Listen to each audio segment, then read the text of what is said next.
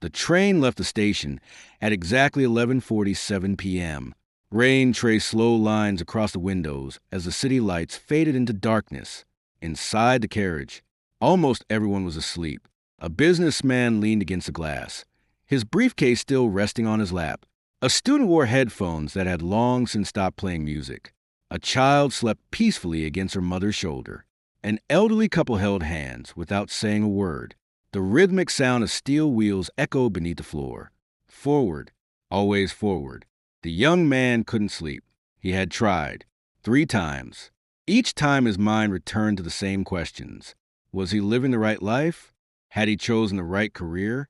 When had every day started looking exactly like the one before it? Outside the window, stations appeared briefly. A few passengers stepped off. Others climbed aboard. The train never asked where anyone wanted to go. It simply continued along the tracks that had been laid long before anyone entered. The thought stayed with him. He quietly walked toward the nearly empty dining car. Only one table was occupied.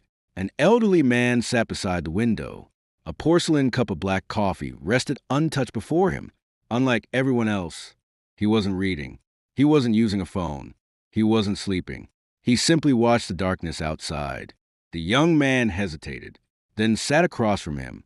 For several minutes, neither spoke. Only the soft hum of the train filled the silence. Finally, the old man broke it. Interesting. The young man looked up. What is? The old man nodded toward the sleeping passengers. An entire train moving forward, while almost everyone inside is asleep. The young man smiled politely. It's late. They're tired. The old man looked back through the rain-covered window. I wasn't talking about tonight. The smile slowly disappeared from the young man's face. Outside, another station passed unnoticed. Almost no one opened their eyes. The old man quietly continued. Tell me, when was the last time you asked yourself why you're going where you're going? The question felt strangely personal. I have goals. So do trains. The answer came instantly, without emotion, without judgment. The young man frowned.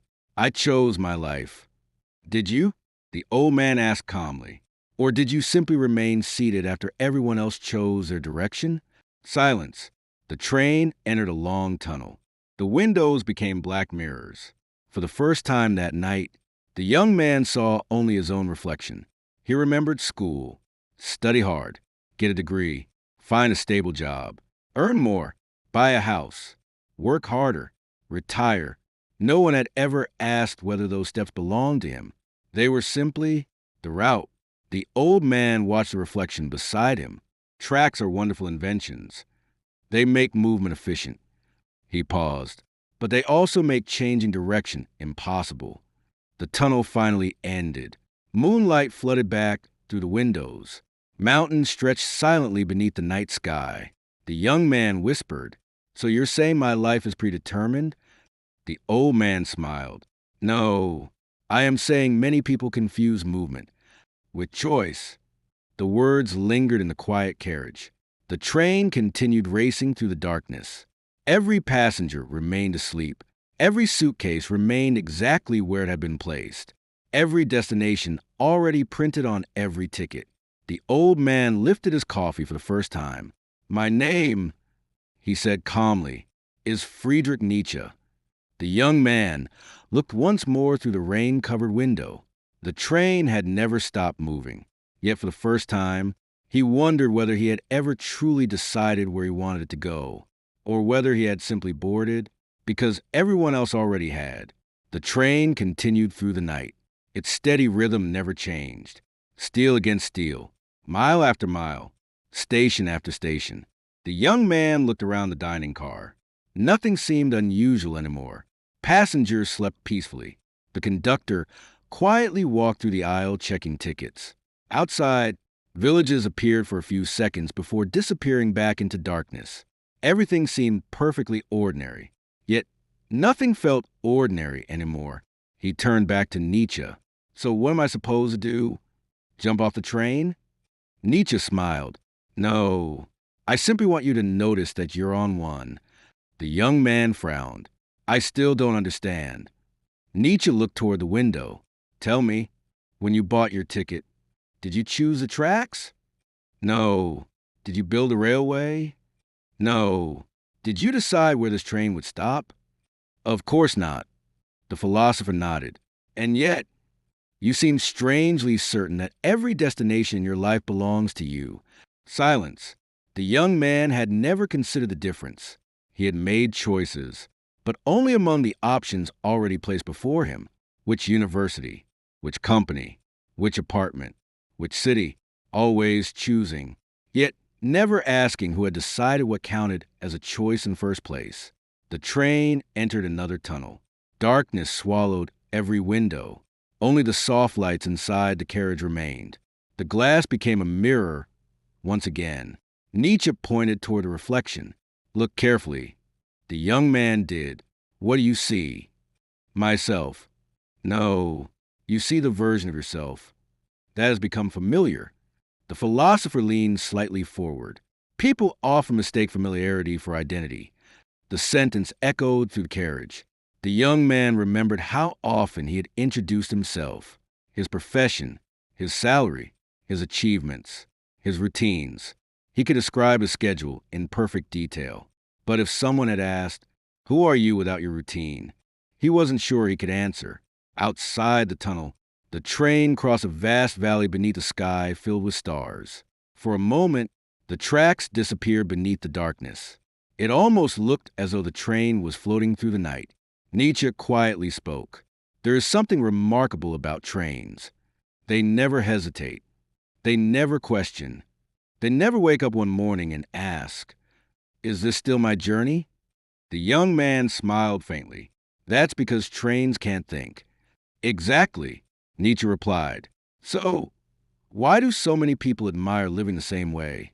The words landed with unexpected force. The young man thought about the years that had passed almost unnoticed. Monday, Tuesday, Wednesday, another Friday, another year. Each week looked almost identical to the one before it. Not because he had consciously chosen that rhythm, but because he had stopped questioning it. Nietzsche stood and slowly walked toward the end of the carriage. The young man followed. Between the wagons, the wind roared loudly through the narrow connection. The philosopher pointed ahead. Far in the distance, the locomotive pulled every carriage forward. You see the engine? The young man nodded. It decides the direction. Another silence. Then Nietzsche asked, "What is the engine of your life?" The question struck deeper than any before it. Was it curiosity? Fear? Habit? Approval? Money? Success? Expectation? He searched for an answer. None came. Perhaps that was a real danger. Not that someone else had taken control, but that he had never stopped to discover what had been driving him all along. The train's whistle echoed across the empty countryside. Passengers continued sleeping peacefully, completely unaware that another station had just passed. Nietzsche looked toward the sleeping carriage one final time. Most people believe waking up means opening their eyes. He paused. But awakening begins the moment you become suspicious of a life that no longer requires your attention. The young man looked through the window again. For the first time, he wasn't watching the landscape. He was watching the tracks. Perfectly straight, perfectly predictable. And for the first time in years, he wondered whether his greatest fear wasn't leaving the train. Perhaps it was discovering that he had never truly chosen to board it. Dawn slowly approached. The darkness outside the train began to dissolve into pale shades of blue. Fields emerged from the night. Small villages passed in silence.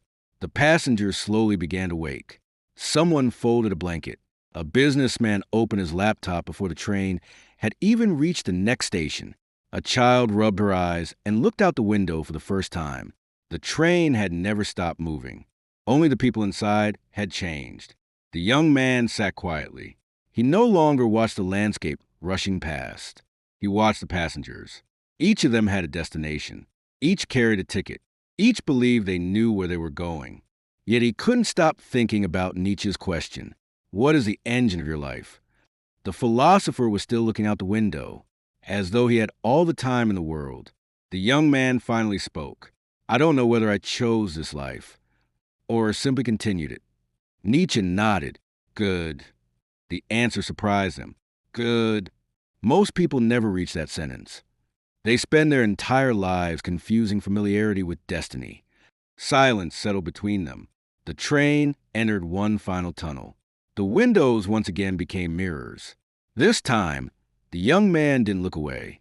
He studied his own reflection, not his face, but the person hidden behind years of routine. The employee, the achiever, the responsible son, the dependable friend, the man who always did what came next. One by one, those labels felt strangely small. Not false, simply incomplete. When the train emerged from the tunnel, the morning sun flooded the carriage. Warm light spilled across the tables. The mountains stretched endlessly beyond the glass. For the first time, the tracks curved gently instead of running perfectly straight. The young man smiled. I thought trains couldn't change direction. They can't, Nietzsche replied. But people can. The words settled into the silence. The train began slowing as it approached the next station. Passengers reached for their bags. Announcements echoed through the speakers. Another ordinary stop. Another ordinary morning. The doors opened. People stepped onto the platform almost automatically. Some never looked up from their phones. Others hurried toward the station exit. Everyone seemed certain that simply arriving meant they had chosen the journey. The young man remained seated, not because he wanted to stay on the train, but because he finally understood something. Changing your life rarely begins with changing your location. It begins with questioning the direction. Nietzsche stood and picked up his old coat. He walked toward the open door. Just before stepping onto the platform, he turned one last time. He smiled. Then he spoke. Do not admire a life simply because it keeps moving. He paused. A train never stops questioning because... He looked around the carriage. It never questions at all. Another silence. Then the philosopher stepped onto the platform and disappeared into the crowd. The whistle sounded. The doors closed. The train slowly began moving again. The young man looked at the empty seat across from him. Then he looked at the ticket, still resting in his hand. For the first time, he realized that a ticket only tells you where the train is going. It says nothing about where you truly want your life to go. Outside, the rails stretched toward the horizon. Inside, something had quietly changed forever. The greatest danger was never falling asleep for one night. It was spending an entire lifetime moving forward, without ever waking up enough to ask, whose journey am I living?